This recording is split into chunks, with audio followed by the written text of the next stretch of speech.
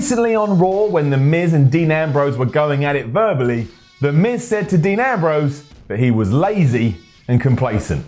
Fine, cool, whatever. However, if you listen to Dave Meltzer on the Wrestling Observer, he said that sometimes when such lines are thrown out, it's not just a quip, but in fact a message from management who live on TV are trying to get a message across. Could be true, could be not true, but it's quite clear that something has happened and something has changed with Dean Ambrose over the last few months. So the question is then, why does WWE think that Dean Ambrose is lazy?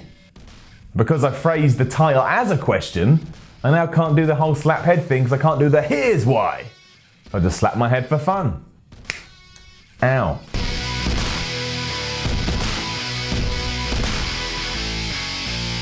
It's fair to say that Dean Ambrose isn't in the same position as he was if we're talking about 2016. Now, he may have only won the world title because of everything that happened with Roman Reigns and his drug suspension, but still, there was a point last year where Ambrose felt like a pretty big deal, or I thought so anyway. You may be thinking to yourself he was never more than a paper champion anyway, and by a paper champion, I mean that although he was holding the belt, WWE actually never saw him as a top guy, so it was like a transition. He was just there to fill in the gaps. However, Dean Ambrose does have all the tools to sit on that perch, so why he couldn't have been left there is what I really want to find out. Then, of course, we had Dean Ambrose on Stone Cold Steve Austin's podcast on the WWE Network, where the rattlesnake straight up looked at the man and said, "I think you're coasting," and then on top of that, apparently Vince McMahon wasn't happy with that interview because he thought that Ambrose hadn't handled it well.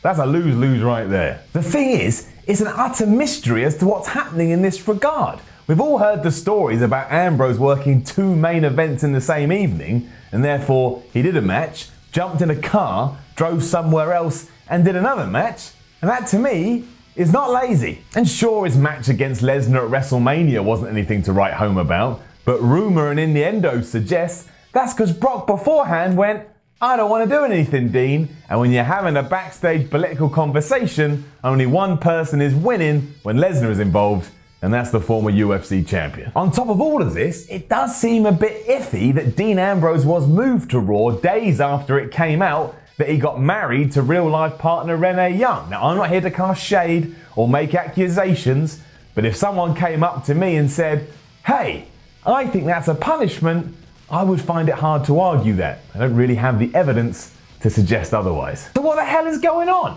I mean, recently Dean has been booked to play the kooky guy, but I actually think he plays the kooky guy quite well. It's like he took lemons and he's turned it into lemonade. He literally could not be playing the weird, funny, crazy dude, the lunatic fringe, any better than he currently is. It's hard for me to think that there would be a problem there, because if he's given sheets of paper that say, act like a goof, and then he acts like a goof and he's very entertaining and he's very funny, everyone should be happy. Plus, he is the Intercontinental Champion, or at least he is as of recording this video anyway. And if you've really got a problem with someone within the WWE, you're not going to put a belt around their waist and keep it there. And yeah, I know that today the IC Championship doesn't really mean anything, but it means more than having nothing. I mean, The Miz is going to beat him eventually for it anyway, but that's another reason that makes me think, I don't get this. Something doesn't add up. All in all then, this is an enigma. Does WWE think that Dean Ambrose is troublesome?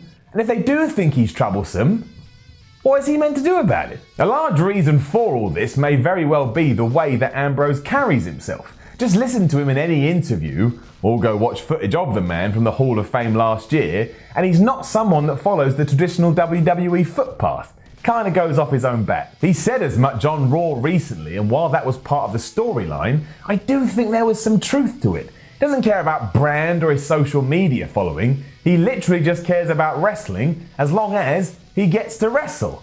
And unfortunately in WWE, sometimes having that attitude can be the stupidest attitude you actually have. And don't forget, the only reason we do know what happened between Lesnar and Ambrose at WrestleMania 32 because Dean Ambrose just went, "I'm going to come out there and I'm going to tell you guys, because ultimately, I don't give a crap." That is a brave move and obviously is going to get back to management at some point. And when it does get back to management, Sword of Damocles is going to come down. Stab you right in the face, ruin your push. That doesn't make any sense as to why he'd be tagged with the word lazy though. And also, That word was meant differently by Stone Cold Steve Austin, as it apparently is when we're talking about backstage in WWE. Austin wanted to see Dean take chances, which admittedly is almost impossible in the modern day world of WWE. They don't want you taking chances, they want you reading the script and doing what the script says to the letter. In terms of management, I can only assume being lazy is maybe Dean not wanting to do some media, do some interviews, or just not wanting to do a lot that doesn't happen in a 20 by 20 ring. It's not really lazy. I mean, maybe it is lazy. I can't really work it out. So Dean Ambrose from nowhere has become a fantastic case study as to what it means to be a professional wrestler in the modern day that is WWE. And now I'm fascinated. And I'm going to start watching you, Dean, like a hawk. Which is weird. You don't need that. It's yet more scrutiny from an idiot like me, and I'm very sorry. Now don't forget to leave a comment below and let us know what you think about all of this. And then like, share and subscribe, and you can follow WhatCulture on Twitter at WhatCulture WWE or me at Simon Miller 316. I am Simon from WhatCulture, and you just been wide.